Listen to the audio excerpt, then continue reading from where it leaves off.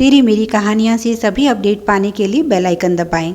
आज की कहानी है रहने दो बहू, तुम्हारा यह नाटक, तुम सिर्फ गहनों की भूखी हो। दीदी यह लो, संभालो अपनी अमानत। चाय नाश्ता लेकर आ रही दोनों बहुओं के कदम दरवाजे पर ही रुक गए और आंखें खुली रह गई। नीला मौसी उनकी सास कुसुम देवी को कुछ और नहीं गहने दे रही थी, पर जहाँ तक वह दोनों जानती हैं उनकी कंगली सास के पास कुछ नहीं। फिर यह गहने किसके हैं? नीला मौसी ने उन्हें देखा। आ जाओ तुम दोनों, वहाँ क्यों खड़ी हो? दोनों अंदर पहुँची तो मौसी उत्साह से उन्हें गहने दिखाने लगी। देखो बेटी, यह सब तुम्हारी सास के हैं। बहुत बड़ा दिल है मेरी बहन का। एक समय में मैं बड़ी मुश्किल में फंस गई थी, तब दीदी ने अपने यह सारे गहने देकर मुझे बचाया था। दोनों बहू बड़े गौर से देखने लगी।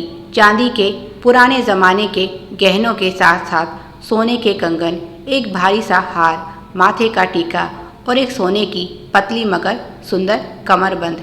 बड़ी बहू बोली, पर मौसी, इन गहनों के बारे में तो माँ जी ने हमें कभी नहीं बताया। नीला मौसी बोली, बताती कैसे?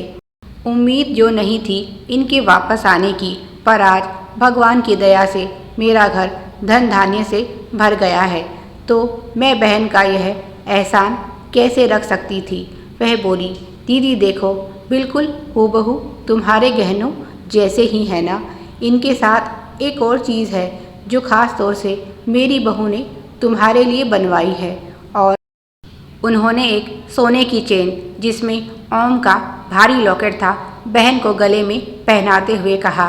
उर्वशी ने साफ साफ कहा है, यह मौसी जी के लिए मेरी तरफ से उपहार है, इसे किसी को भी ना दे। कुसुम जी बोली, तुम्हें यह सब लौटाने की क्या ज़रूरत थी? मैं तो कब का इन्हें भूल चुकी थी। अब इस उम्र में यह सब मेरे किस काम के? इससे अच्छा होता कि तुम यह सब निशी, मौसी जी की बेटी, को दे देती। इस उम्र में यह गहने पहनकर कहाँ जाऊंगी? छोटी बहू बोली, माँ जी आप भी क्या बात करती हैं? गहने तो औरतों का श्रृंगार होते हैं, उम्र से इनका कोई लेना देना नहीं। आज भी आप इन्हें पहनकर बहुत सुंदर लगेंगी। कुसुम जी चुपचाप उठी और उन्हें उठाकर अलमारी में रख दिया। फिर बहन के पास आकर बोली, चाय लो, ठंडी हो रही है। फिर दोनों चाय पीने लगी। कुसुम जी बोली, तुम दोनों को कुछ काम नहीं क्या? यहीं हमारे सर पर खड़ी रहोगी? जाओ छोटी बहू, जाकर मौसी का सामान इसी कमरे में ले आओ। वह मेरे साथ यहीं रहेंगी, और वैसे भी गेस्ट रूम तो साफ होगा नहीं। बड़ी बहू बोली, उसकी चिंता मत कीजिए माँ जी, वह तो मैं अभी कर देती हूँ। कुसुम जी बोली, रहने दो बहू, नीला यहीं रह लेगी। तुम दोनों जाकर अपना काम करो। अभी कुछ ही देर पहले नीला मौसी यहाँ आई हैं। कुसुम जी अपने कमरे में आराम कर रही थी तो सीधा बहन के पास ही चली आई। बहू, जिन्हें मौसी को देखकर ज़रा भी खुशी नहीं हुई थी, गहने देखकर अब उनके लिए अंबर से तारे तोड़कर लाने को भी तैयार हैं। और कुसुम जी अपनी बहुओं का यह लालची स्वभाव अच्छे से जानती हैं। और सुनाओ, घर परिवार में सब कुशल मंगल तो है? बताया नहीं तूने? आने से पहले मैं किसी को भेज देती तुझे स्टेशन लेने। नीलू मौसी बोली, बस अचानक ही आने का प्रोग्राम बन गया। कुसुम जी बोली, फिर भी नीलू, इतने गहने लेकर तुझे अकेले नहीं चलना चाहिए था। इसमें खतरा हो सकता था, अगर किसी को इनकी भनक लग जाती तो। आज का ज़माना बहुत ख़राब है। नीला उनकी बात का समर्थन करते हुए कहा, हाँ दीदी, बात तो तुम्हारी बिल्कुल सही है, पर इन्हें तो मुझे लौटाना ही था। दोनों बहुओं ने रात के खाने में एक से बढ़कर एक डिश बनाई मौसी के लिए, और जब तक वह यहाँ रही उनकी खूब खातिरदारी हुई। अब तो कुसुम जी के साथ भी उनका व्यवहार बिल्कुल बदल गया। जहाँ पहले दोनों में से कोई भी उनकी कोई बात नहीं सुनती थी, आजकल एक आवाज़ पर दोनों हाजिर हो जाती हैं। कुसुम जी समझ रही हैं यह सारा गहनों का चक्कर है।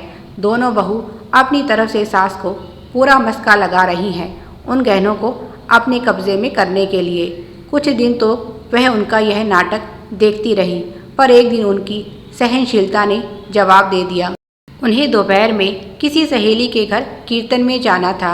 उन्होंने बड़ी बहू से कहा, बहू मेरी साड़ी ज़रा प्रेस कर देना। पर इस बात को लेकर दोनों बहुएं झगड़ने लगी। अब तो दोनों में कंपटीशन चल रहा था कि कौन सास का ज़्यादा काम करेगी और उनका मन जीत लेगी। दोनों साड़ी को लेकर झगड़ने लगी। बड़ी बहू बोल रही थी कि सासू माँ ने मुझे कहा है साड़ी को मैं प्रेस करूँगी। तो छोटी बहू बोली, बड़ी आई सास की आज्ञाकारी बहू, इससे पहले तो तुमने कभी सास के कपड़े प्रेस नहीं किए। आज तक मैं यह काम करती आई हूँ, आज भी मैं ही करूँगी। कुसुम जी परेशान हो गई।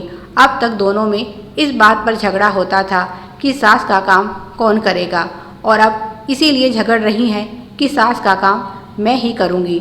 उन्होंने दोनों को डांटते हुए कहा, कोई ज़रूरत नहीं है तुम्हें इस साड़ी को हाथ लगाने की, मैं खुद कर लूँगी। जानती हूँ तुम्हारा यह सारा नाटक, यह दिखावा सिर्फ उन गहनों को पाने के लिए है। तुम दोनों गहनों की भूखी हो। अगर ऐसा ही है तो रुको। वह गुस्से में गई और वापस आकर गहनों की पोटली दोनों बहुओं की तरफ फेंक दी और उन्हें खरी खरी सुनाने लगी। बेशर्म कहीं की, सास के जीने या मरने की किसी को परवाह नहीं, पर उनके गहने दोनों को चाहिए। जब तक यह गहने नहीं आए थे तुम दोनों मुझे पानी तक नहीं पूछती थी, और अब बिना मांगे ही दूध पिलाती हो। मेरी ही किस्मत खराब है जो तुम जैसी लालची बहू मिली। काश उर्वशी जैसी एक बहू भी भगवान ने मुझे दी होती। जिन गहनों को पाने के लिए तुम मरी जा रही हो, वह भी एक बहू ने अपनी कमाई से बनवाए हैं, अपनी सास का कर्जा उतारने के लिए। ज़रा एक बार खुद को उर्वशी के स्थान पर रख कर देखो, कितना बड़ा दिल है उस बच्ची का। नीलू के पति को कैंसर था। उस समय इलाज के लिए उसके पास पैसा नहीं था, तब मैंने उसे यह गहने दिए और उसके पति की जान बच गई। उस समय मुझे इन गहनों पर बहुत गर्व था, क्योंकि इन्होंने किसी के सुहाग की रक्षा की थी। बिना पति के जीवन कितना मुश्किल होता है, यह कोई मुझसे पूछे। जब सुरेश और नरेश 4 और 7 साल के थे, तब इनके सिर से बाप का साया उठ गया।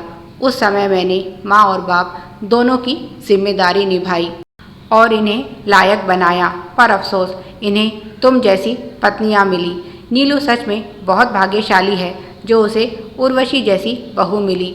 पति के मरने के बाद न केवल उसने सास ससुर को संभाला, बल्कि उनका कर्जा तक चुका दिया।